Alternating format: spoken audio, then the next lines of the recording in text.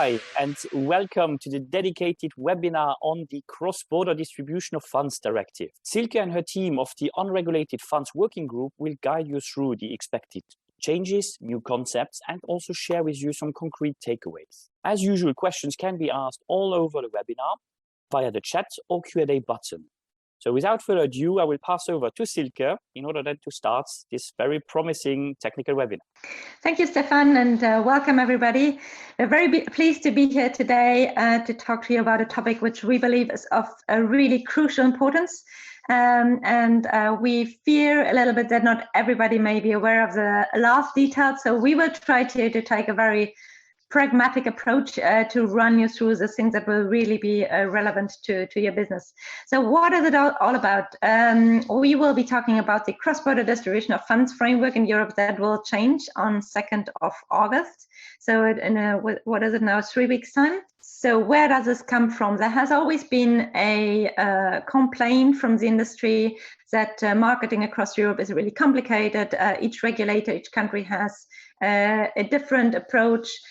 Sometimes you don't know what rules apply, what fees shall be levied, and so on. And so there was an idea to say, look, we will try to facilitate cross-border distribution of funds. And what we have on the table now is a result, which comes with some positive news, like there will be a central point where you can get all that information. ESMA will be setting up a kind of register platform where you can find all the information, how to get to the different European countries. So there is positive news, and also there's positive news on one of the very important points that has been a little bit of a headache in the past, that is investor sounding. But of course, when there is positive news, there's also a bit of a price to pay. So if rules are being harmonized, for some it is more flexible, for some there may be more constraints. So we will try to run you through the main topics of this new framework. And I'm sitting here today with a very experienced panel. So let me just very briefly introduce our three panelists today. So we have François from Augier, François Pfister. We have Mathieu Vos from Debevoise, and we have Jérôme Mollmeyer from Loyens. So all three being deeply into the topic, and they will share their insight, their analysis, and we are all very happy to take any questions. I hope I can see them on the chat function here. If not, Stefan will help me out.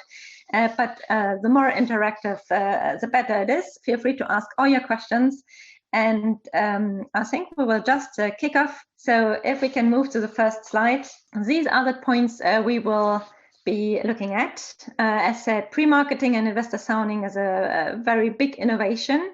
Also, we will look at what that means for reverse solicitation, which is still very largely used in Europe. There are new rules and really important rules on marketing communications. And well, you should better know what you can, going forward, put in your marketing communications. They will come just slightly later than 2nd of August.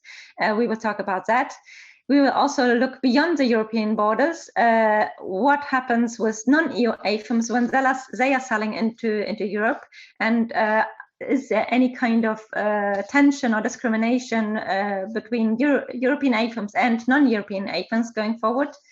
There are new rules on denotifying products, and we will also run you through the entire timeline of setting up your product, what it means from the morning you have that fund idea in when you're taking a shower until the end you're denotifying it. What does it mean really in practice?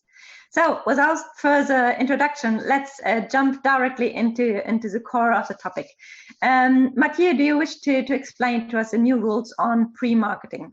Sure, thank you, Silke. So indeed, the main innovation of these new cross-border distribution rules are the creation of a pre-marketing definition and the creation of a pre-marketing notification. And this is quite interesting because before that, the AFM directive back in 2011 only introduced a definition of marketing, which means that member states would coin the term pre-marketing, if you will, for any distribution activity that did not meet the definition of marketing, which makes perfectly sense because the definition of marketing was the only thing we had. But the issue is that the understanding of what marketing meant varied greatly from a EU member state to another, as you correctly pointed out, Silke, and thus as a consequence, as a direct consequence, what could be understood as being pre-marketing activity varied as well. So in practice, that would mean that you would have a major gap between EU member states having a, let's say, broad understanding of what marketing meant, and the EU member states having a very narrow understanding of that concept. For example, in certain EU member states, marketing would mean any form of advertising, with the consequence, of course, that it could only be conducted after having lodged a marketing notification, which really don't leave a lot of, let's say, wiggle room for pre-marketing, because in this environment, how do you test and well, the investor's appetite if you can even not reach out to them? While in other EU member states having a very narrow interpretation of the marketing concept, you were still, and well, you are actually still allowed until to August to provide near final fund document without having to lodge your marketing notification, and therefore a lot can be done prior to obtaining the marketing approval. So that situation has really created over the past few years great difficulties for managers, because, for example, before going on a roadshow, the managers had to carry out some kind of a country-by-country analysis, if you will, of what marketing and pre-marketing would mean in each country.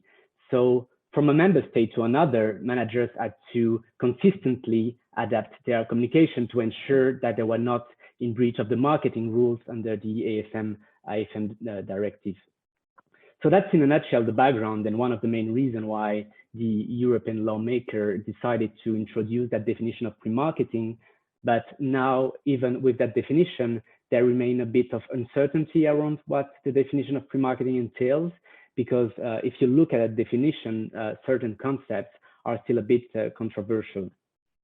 So the definition of pre-marketing is the provision of information or communication, direct or indirect, of well, on investment strategy or investment ideas. That's a very important element of the definition, to potential professional investors in order to, and that's another important element of the definition, in order to test their interest in an AIF, and which does not amount, of course, to an offer or placement to the potential investors to invest in that AIF.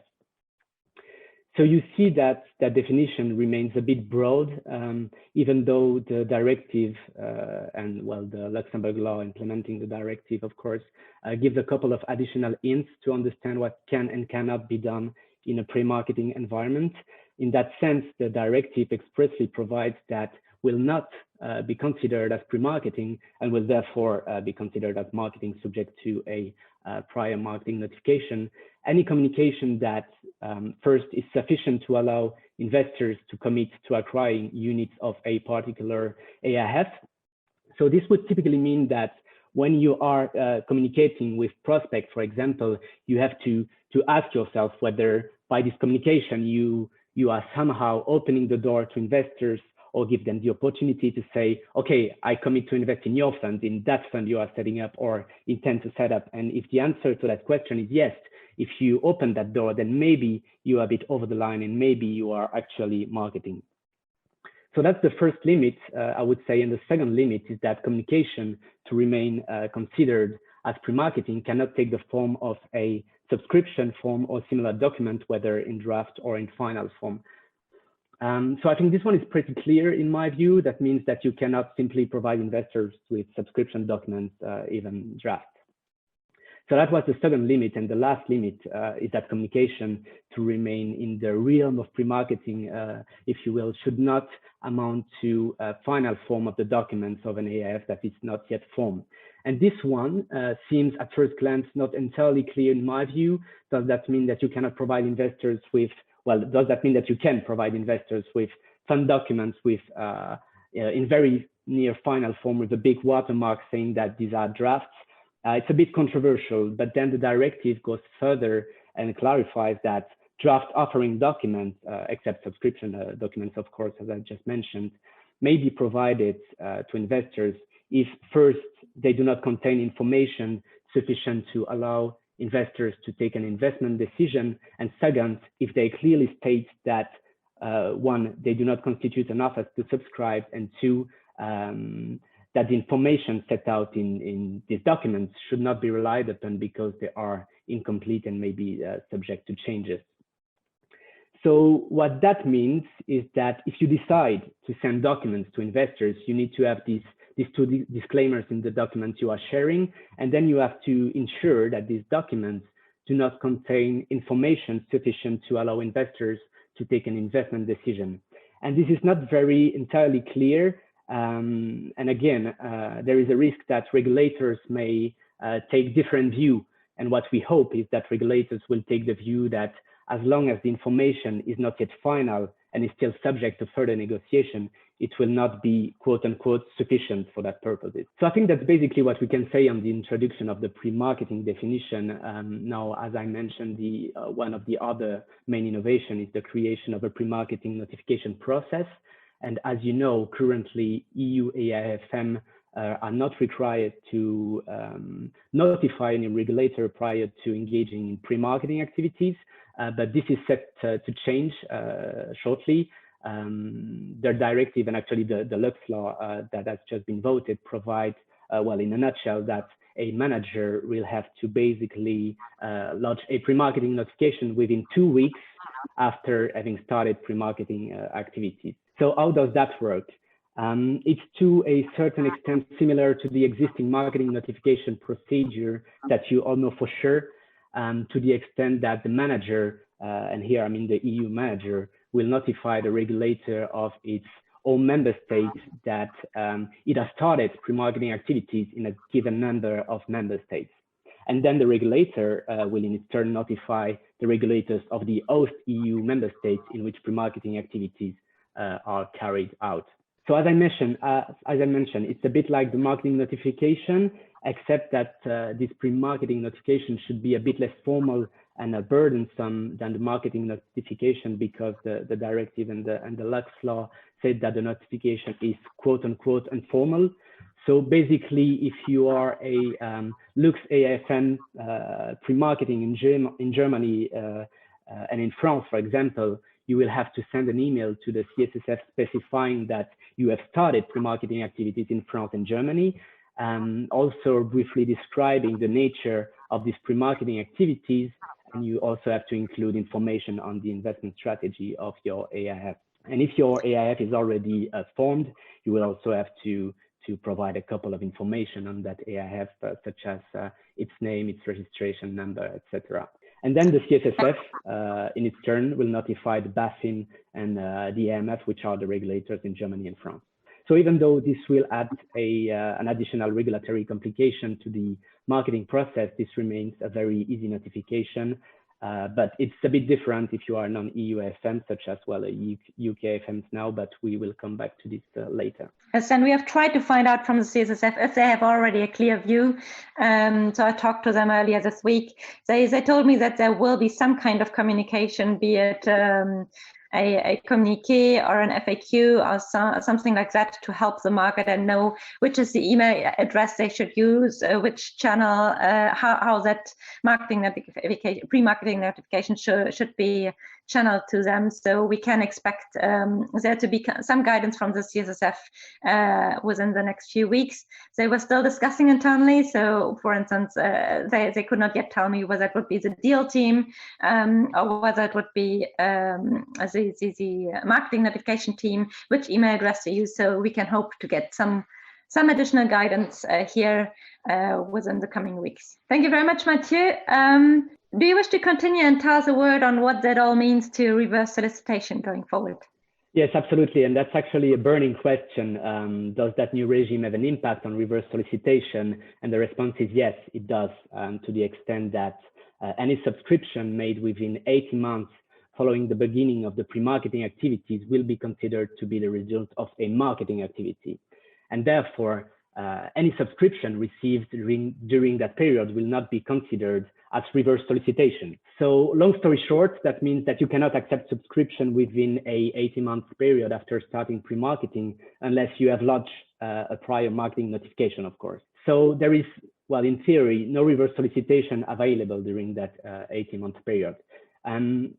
One thing important to mention is that in the directive, it was, however, not clear whether there is still room for reverse solicitation where an investor subscribed on its own initiative and was not contacted in the course of her pre-marketing activities, or whether I think that the Lux law implementing the directive is pretty clear because it used the term all subscriptions, so which would mean that reverse solicitation during that 18-month period is not possible at all. This said, as Silke, you mentioned, it's still a bit controversial, and we hope to get more guidelines from the CSSF on this very soon. Yes, indeed. Fingers crossed, because I think probably all of us speaking here today are receiving many questions on that, what that means, and various scenarios. If you have a coffee and you start talking about a product idea, is that already pre-marketing or not? And does that mean that then you will need to go through the marketing notification if you really launch that product? So all kinds of very practical scenario are being discussed, and it's probably a bit of a moving target. So we will see and explore over the next few months where the market is evolving. While we are speaking of marketing notification, I think there's a very important shift as well. When you're actually at the phase of marketing your product, you have launched your fund and you're marketing it into the other European countries, and then you are doing your roadshows. Jerome, what will change there and what needs to be borne in mind going forward? Yes, thank you, Silke. Indeed, there are some upcoming rules now also on marketing communication, because they are covered by the cross-border regulation, which comes with the directive, and they introduce content requirement for marketing communication. So as ever with financial regulation, the devil is in the details, and the principles that are set out in the regulation are actually refined in detail by ESMA guidelines that were issued in late May. One important point to note here is that the guidelines, they come with a deferred timeline, as they only apply 6 months after being translated into all the European official languages, and the translation are not yet available. So there's no immediate hurry there. However, I think that managers should already look at those guidelines, because they actually elaborate on the regulation requirement. And as you've said at the beginning of this webinar, we are less than 3 weeks away from the regulation becoming effective. So in the next few minutes, I'll just try to walk you through a bit the ESMA guidelines and briefly elaborate on what is a marketing communication and the range of requirements that they have to comply with. So the first burning question is then, well, what is a marketing communication? And I think it's probably worth starting by what is not a marketing communication. And I think, Silke, you touched on that a little. There's a sequencing aspect here, because one of the first exclusion is that anything you provide at pre-marketing stage will not be considered as marketing communication. And then it's not required to comply with the regulation and the ESMA guidelines in that respect. So that's very helpful. So anything you provide at pre-marketing stage is not in scope. Another helpful and very helpful exclusion is the fact that any legal or regulatory document that are required to actually form the vehicle, they are not considered marketing communication either. So that would typically apply to the articles, but also to the limited partnership agreement of your fund, also to the disclosure statement you provide for AFMD purposes, and also to the prospectus of a vehicle. Well, for prospectus, there was a bit of a heated debate there, because, I mean, we had some confirmation from the CSSF, at least orally, that when it comes to the offering document of a CIF or of a RIF, which as a matter of law have to produce an issuing document, well, the issuing document will not be considered a marketing communication, and therefore does not need to comply with the new rules. The situation was a bit more unsettled when it comes to the PPM of unregulated partnership. Why? Well, because unlike CIFs or RAIF, they are not required by law to produce a prospectus or an issuing document. However, it seems like after some discussion with a lot of practitioners, I think there's kind of an alignment on the market that the prospectus of unregulated partnership, like a CSP, can be considered as out of scope of the marketing communication rules. Well, now that we've sidelined what is not a marketing communication, the next burning question, of course, is what sort of document would then be deemed a marketing communication? Well, there, again, we need to look at the ESMA guidelines. The list, there's not an exhaustive list. It's quite broad in scope. It's essentially any material that an AFM is addressing to investors or potential investors on any type of medium or even on a website. And there's a list of some documents that would typically be considered marketing communications. So these are, for instance, fact sheets, press release, video or radio presentation, even message on social media, but with the helpful caveat and exclusion that a short message without information on the AIF itself or limited just to a link to a marketing communication, that kind of message would not be deemed a marketing communication. So these are, in a nutshell, to give you a view of the document that would be considered marketing communication. So in terms of the requirement now, what are they? Well, the general principle that you can find in the regulation is that a marketing communication must be identifiable as such, fair, clear, and not misleading.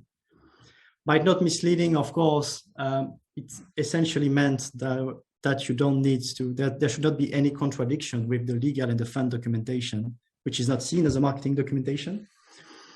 If you put any reference to an AIF, you can only do that at the time that, as from the moment that actually the vehicle is authorized for marketing, which means in practice, well, that you need to be done with your AFMD passport process. In terms of the risk and reward and the product, if you put anything in there as to risk and rewards, they should be disclosed in an equally prominent manner. That means that you should not only refer to the rewards without referring to the risk.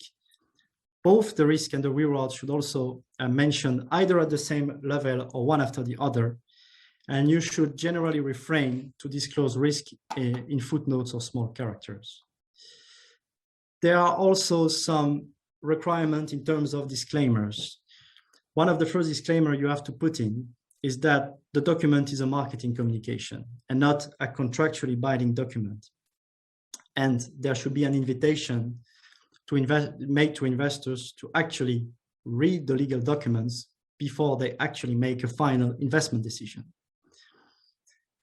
If you put something in respect of past performance, you should clearly mention that past performance does not predict future returns. That, I believe, is pretty much aligned already with market practice. However, ESMA now expects managers to apply a 5-year look-back period on past performance. But you can, of course, shorten it if the fund is actually up and running and investing for a shorter period. Also, if you put anything in respect of expected future performance, that should be based on evidence data from the past, and you should put a disclaimer that any future value, so how the investment will evolve going forward, will actually depend on how the market performs, how long you keep the investment, and also that ultimately the return will be subject to taxation. So these are, in a nutshell, the main requirement. There are some others, but I think these are the more important ones.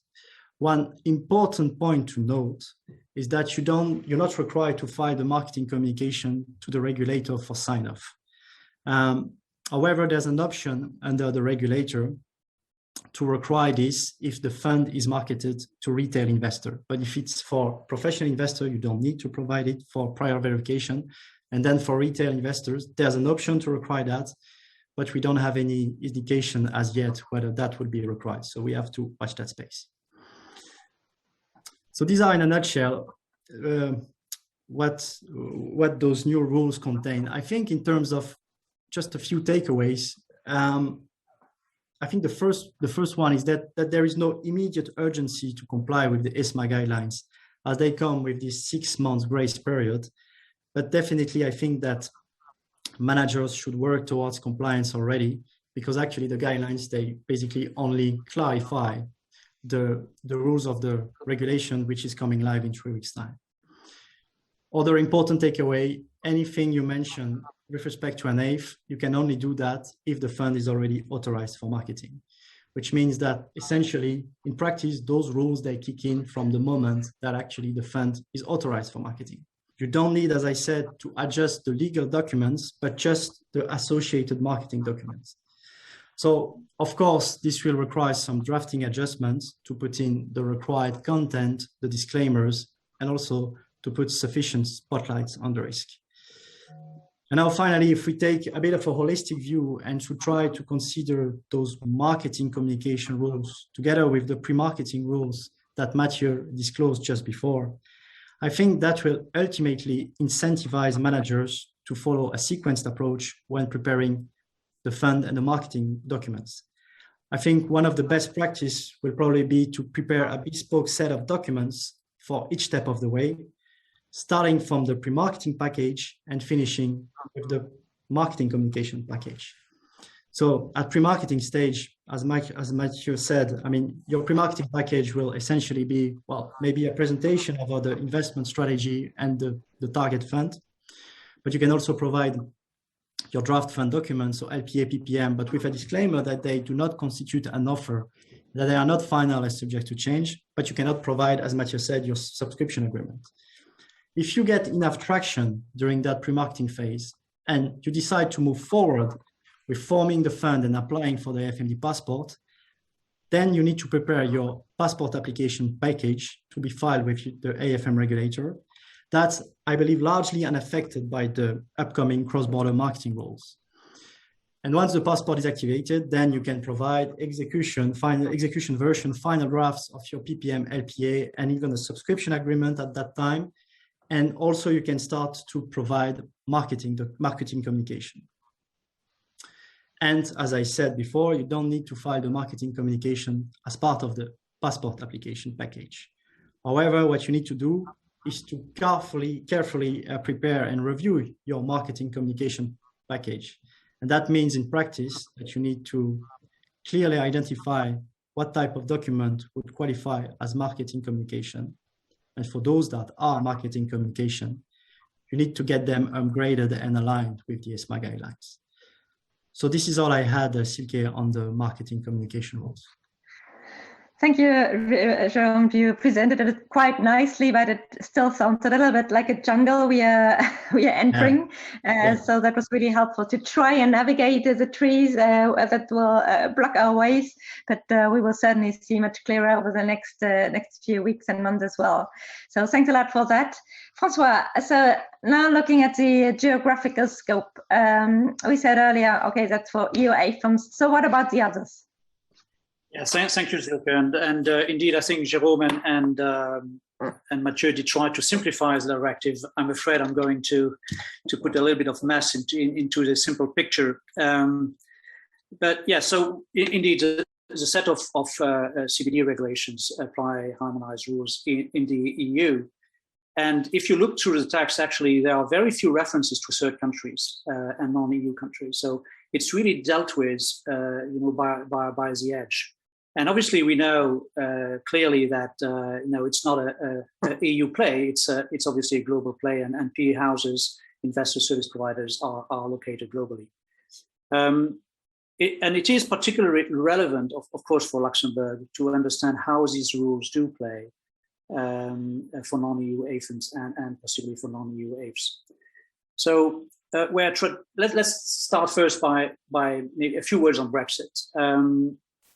Again, I should say, where traditional PE and PE houses or PE funds locations like Channel Islands, Cayman, Delaware, etc., have been always third countries. The UK, which is home to many players, very relevant to Luxembourg, has to be treated now as a third country, as you know, since January 1st, and since the end of the Brexit transition period. As a consequence, UK AFMs have lost the benefit of a marketing passport, and this is obviously not neutral. Therefore, funds which were previously marketed to professional investors with a UK AFM passport, so to say, have to reapply for authorization to market to professional investors under the relevant national private placement regimes. Another reminder maybe is an MOU has been signed between the UK and the EU and EEA regulators and cover a few areas which may be relevant for marketing and pre-marketing, like exchange of information, on-site visits, enforcement, and outsourcing. As a further reminder, maybe for MiFID purposes now, UK firms, or the UK is actually deemed equivalent in its supervisory measures for Luxembourg purposes. So that may prove useful for certain services which potentially do fall under the scope of the cross-border directive on distribution. So why am I mentioning this? Well, there's an interesting provision in recital 12 of the directive, which reads, and I would quote it: national laws, regulations, and administrative provisions necessary to comply with the directive, in particular with harmonized rules on pre-marketing, should not in any way disadvantage EU AFIMs vis-à-vis non-EU AFIMs. Now, this recital introduced some kind of principle of non-discrimination. I mean, non-discrimination may be a bit hard word, but extreme word, but certainly introduced a principle of non-disadvantage against EU AFIMs. So at least no disadvantage, i.e. non-discrimination, should be applied. And that is basically following the principle of same level playing field between EU and non-EU AFIMs. Now, one could always argue about the legal force of a recital, in particular in the absence of more detailed or specific provisions in the directive itself. But I'll leave aside these technical discussions. I think it's clear in the EU lawmakers' mind that there should be no disadvantage to EU AFIMs. I think it's also very clear in the Luxembourg draft law, which has been voted yesterday, which is now applicable law, and the Parliament, the Luxembourg Parliament, clearly indicated that it is the intention not only of the EU legislature but also of the Luxembourg legislature to make sure that we have a same level playing field. The German legislature, we know, has taken a similar view, but having said that, of course, many countries have not yet implemented the directive and may actually take a different view eventually. Let's come back to the principle. Let's assume that there is a non-discrimination against EU AFIMs. That obviously does not mean that non-EU AFIMs should be disadvantaged, but it creates, as I said, the same level playing field. So what could that mean in practice? Well, that means that pre-marketing definitions and content of that and what it means will apply to third countries. I also think that the new definition, and we'll see what that means in practice potentially. I think that the new definitions and the constraints also do narrow the route of reverse solicitation, and even potentially of private placement rules. For instance, under the new rules, as was mentioned earlier, any subscription which takes place within 18 months after the pre-marketing notification will be deemed to be the result of the marketing, and therefore will entail an IFMD compliant marketing notification. And that could mean, in practice, that no reverse solicitation is possible during a period of 18 months, which is a pretty long period.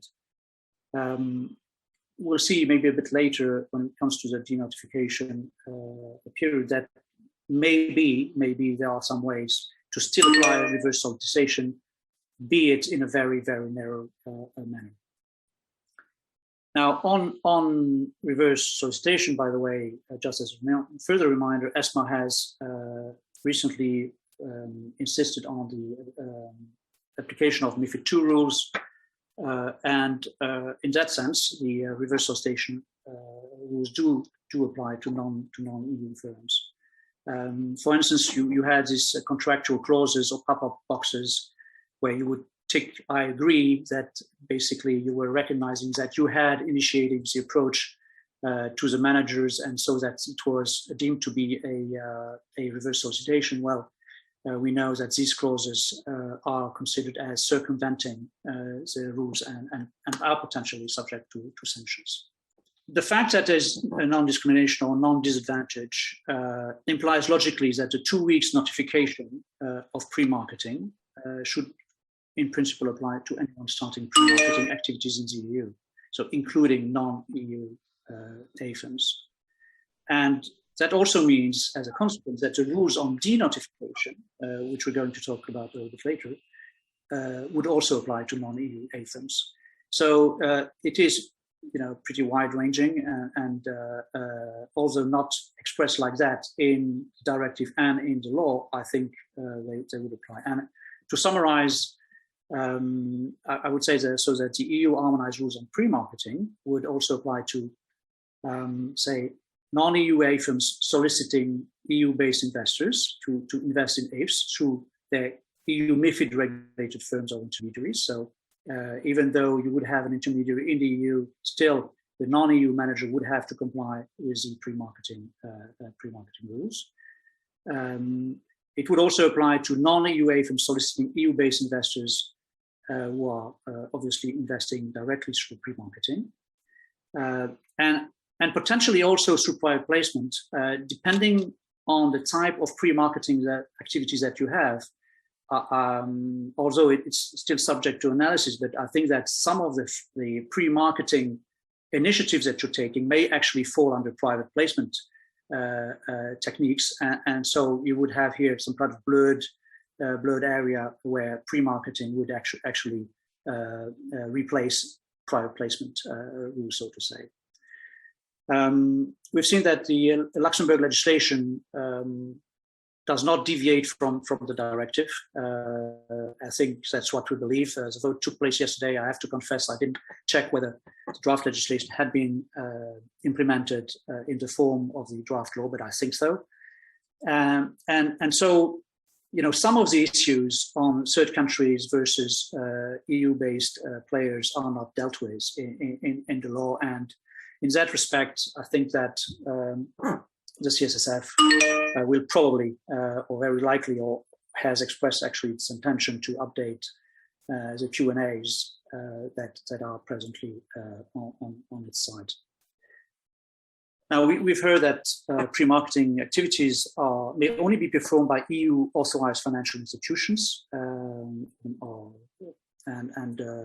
for instance, if an AIFM appoints a third party to perform pre-marketing activities. So delegation by EU AIFMs of placement or marketing functions to non-EU AIFMs targeting EU-based investors is actually already regulated, be it for EU AIFs or non-EU AIFs. So there should be no changes in that respect based on the present legislation, the new present legislation. Now, in practical terms, and without going into the full analysis, which is still very early stage, because you have new obligations which are imposed on the AIFMs, I would certainly say that the existing contractual arrangements that AIFMs have contracted with their placement agents, delegates or sub-managers should be reviewed, I think, to make sure that the scope of the tasks that are entrusted to these third parties do comply with the new definitions of pre-marketing, that these tasks are framed adequately and obviously comply with the scope of these new regulations, respectively obligations, because there are some obligations which are now imposed on these third parties. So in practice, I would also probably advise to check the regulatory status of your relevant business partners, in particular the ones who are engaged in pre-marketing. Well, obviously, these contractual arrangements may need to be revised, amended, or renegotiated, maybe, because they should be a credit institution, but more likely a MiFID regulated firm. So, in that sense, the contractual scope of activities should be reviewed. Now, what happens in cases of breach, i.e. non-compliance with the non-discrimination principle, or non-compliance by the non-EU with the new regulations? Well, I would say that the sanctions which exist already today would logically be applicable to them. And I haven't seen in the draft for any new sanctions being introduced. So I think probably the ones which are existing are still in place or will apply accordingly. Here again, I think ESMA and or CSSF guidance on all these open issues is probably welcome. And as Silke was mentioning, alluding earlier, I think we, probably the CSSF itself, I wouldn't say is struggling, but there are so many open issues here that probably, it takes a bit of time until we get further guidance. Another topic which is touched by the directive. So let's move to the notification.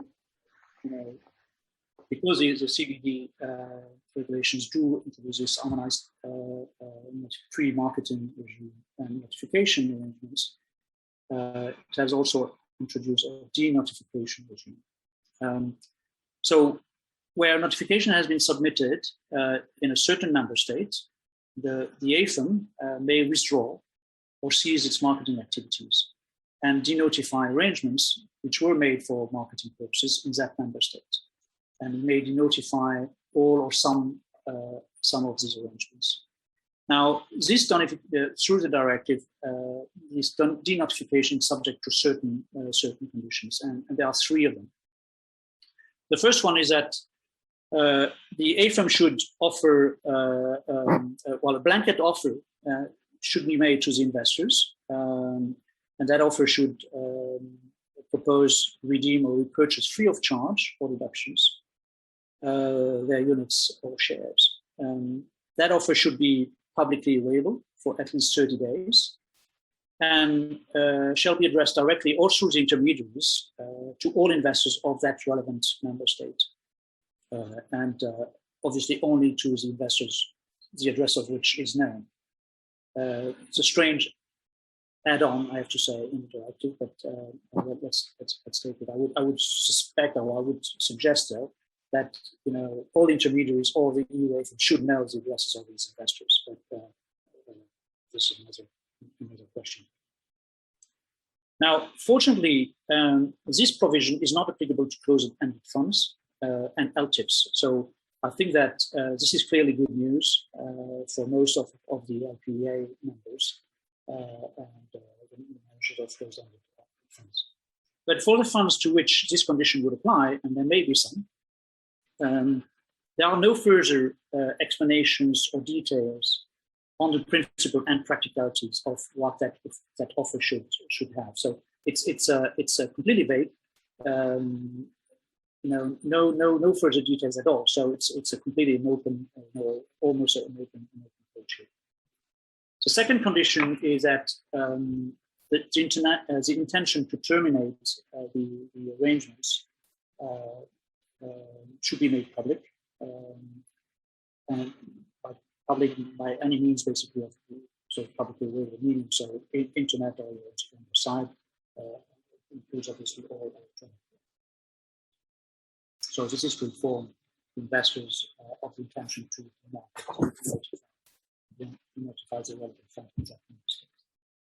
And then the relevant contracts, so the arrangements which have been made with financial intermediaries or delegates, for instance, are to be amended or terminated from the date of the denotification in order to prevent any new or further direct or indirect offering or placement to investors in that member states.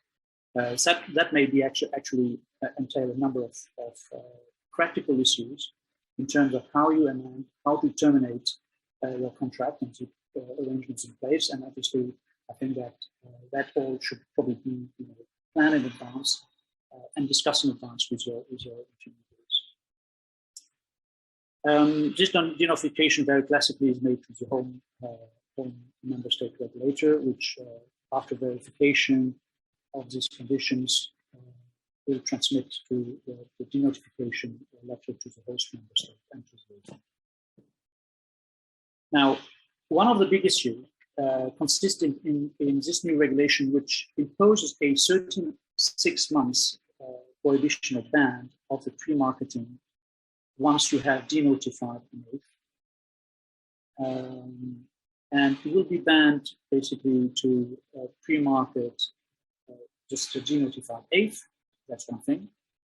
But more importantly, similar strategies for investment ideas. And here I'm quoting. So it will be banned from pre-marketing in similar investment strategy and similar investment ideas. And I have to say, I have a hard time in trying to define what a similar investment idea is, and even more so a similar investment idea. So this 36 months ban or blackout is obviously a big question mark. So that will need clearly to be defined if one wants to have a relatively harmonized view between member states on what that means. The text does not provide for the possibility of a re-notification if the sponsor would change its mind. So the pre-markets in one member state denotifies it. Can you re-notify despite this 36 months period of time? I think there's a question mark. My view would be that it's to re-notify, but I think that's probably needs clarification. Now, I think the real question for the EU AFIMs is whether it's worthwhile denotifying.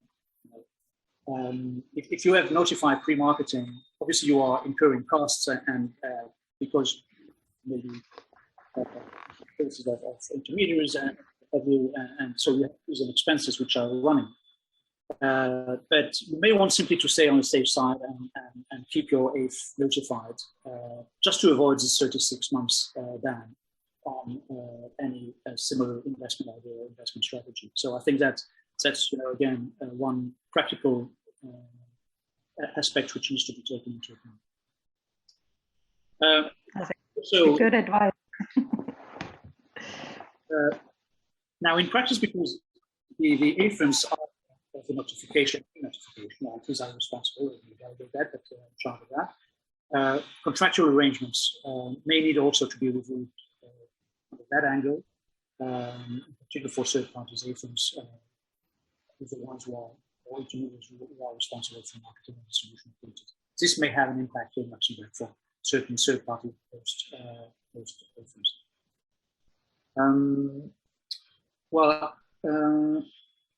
Finally, I think that there is a discussion also, in my view, on the 36 months period, whether it completely excluded subscription under a genuine reverse solicitation.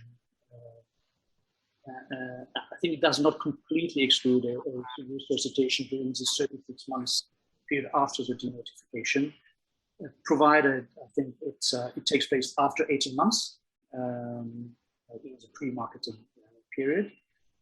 Or maybe, and this is a big question mark, is the AFIM who demonstrates that the investor has not been solicited in any way under the pre-marketing route. And I think Mathieu was alluding to that there may be, the Luxembourg law provides all subscriptions, but there may be some room for interpretation here. And again, here, I think guidance from the regulator will be welcome. Well, in general, I think on all these topics, we will need to see what the ESMA and CSSF will come up to verify these variations. Yeah. Thank you very much, Francois. I think you raised many questions which to my lawyer's ears sound very fascinating. I think to practitioners' ears, they sound a little bit scary. So indeed, there are a number of questions still on the table, and we will need to navigate that. But I think together with our working group and other groups in LPA, we will be trying to help you all. So Mathieu, to sum up all that we've discussed right now and put it a little bit into the bigger picture and help people to have a clear view in mind when they get out of the session, can you compare the timeline as of today, before the 2nd of August, and what the world, the sales world will look like after 2nd of August? Yes, absolutely. So this one will be short, I think. We just wanted to emphasize what will change when the law enters into force with respect to the steps that needs to be taken to set up a fund from scratch. So you see that going forward, you will just add one additional step, which is the pre-marketing notification we talked about. And well, of course, these steps are not static and very much depends and vary on timing and negotiation with investors. But in a nutshell, in the past, you would typically, well, of course, start by getting your idea and then go to your lawyers and do all these kinds of very fun structuring stuff. Then you would leave on a roadshow to test investors' appetite. After that, you would start negotiating and finalizing your documents then lodge your marketing notification, then officially market your fund, and finally accept subscriptions. So as I mentioned, this is not static, but it's more or less usually how it's done. And going forward, when the law enters into effect, you will still, of course, start with getting your idea, go to your lawyers, and be careful that the appropriate disclaimers appears in your draft document, as we discussed. Then you will leave to your roadshow, which should, in theory, be facilitated with the harmonized pre-marketing definition. Then during your roadshow, or in any case within 2 weeks, you will have to lodge your pre-marketing notification. And back from your roadshow, you will start negotiating and finalizing the document, then lodge your marketing notification, market the fund, and then finally accept your subscription. Thanks, all of you. I think I haven't spotted any question in the chat functions or the Q&A, but maybe people were just listening so carefully that they didn't take the time to type at the same time. So do we have any questions? Maybe just as we're looking for questions, I mean, one thing that maybe we should mention. I think overall, this is a good clarification. I mean, there are open questions, but overall, it's a good point that we define pre-marketing. One thing we should mention is that brand marketing is not covered or is not considered, in my view, as pre-marketing. So if you're basically marketing only your brand and not a specific investment idea or strategy or even further a fund in the future, I think you're probably escaping any of these rules. That may be helpful for certain PE players who are relying in their pre-marketing on the strengths of their brand. So just to mention that. I think I would agree, and that's part of all these questions we are trying to handle these days. Like when you have a coffee or a lunch, and you present your capacities as a brand, as a firm, and at which point would you switch it to pre-marketing? And that is my personal reading was also that the possibility to do the pre-marketing notification 2 weeks after might well be because lunches or coffees can easily slip into pre-marketing, and then you have 2 weeks to say, oh, actually, we then finished by discussing a product idea I had, and I gave them all the ideas I had, and so finally, it could well be pre-marketing of a product or a product idea, because we've heard earlier also investment ideas can be pre-marketed. So if your coffee or lunch meeting or your after work drink slips into pre-marketing, you still have the 2 weeks. But I would fully agree. Maybe others have different views. No, I totally agree. And I think, the definition of pre-marketing is, in that sense, well made, because we say, there is 2 parts in that definition. It's the communication of investment strategy or investment idea. So that's very broad. That could be discussed, while having a coffee, but there is the other part of the definition, which says that it's in order to test the interest of investors in an AIF. So in a particular AIF that you want to set up or that you have set up. So if you don't have, the more or less concrete project to set up an AIF, then you're not really in a pre-marketing activity, in my view, at least. I would agree. I would say, though, that there is a fine line here sometimes, because some of the PE players have already a plan for the next 10 to 15 years in terms of what their intentions are in terms of strategies and new funds to be launched. So where do you cross a line in being in a pre-marketing or a pre-marketing? I think it's a difficult one. In practice, I think honestly that new houses will do their chit chats with investors as they were doing in the past, and maybe not really asking themselves when they cross a line or not. I mean, that's clearly a risk, and I would hope that regulators will take a very practical approach and a very, let's say, liberal approach, on that subject, just to make sure that there's a freedom, or let's say that present market practices are being kept, because it's clearly in our interest that there are many more funds launched, through Luxembourg and not the reverse. So, I think in that sense, we should try to be as liberal as possible. And I think if I may add just to that, well, of course, we have to see how the dust will ultimately settle there. But I think what we might come across is also different approach depending on the manager and also the size of the manager. I think if you look at, a very sizable manager like launching fund 6, 7, or 8, I have the feeling that some of them will probably not be so much interested into the pre-marketing phase, and they will immediately move forward with the marketing application under the IFMD directly, while maybe smaller managers that are building their track record and may be more interested into the pre-marketing phase, because the process itself is not very formalistic, and that gives you also some time to gauge investor interest and to decide whether or not you take it to the next stage, and which is forming your fund and filing for the passport, which brings costs. So I think that's also maybe something that we will find out, but of course, time will tell. We also have a question in our Q&A chat tool here from Milan.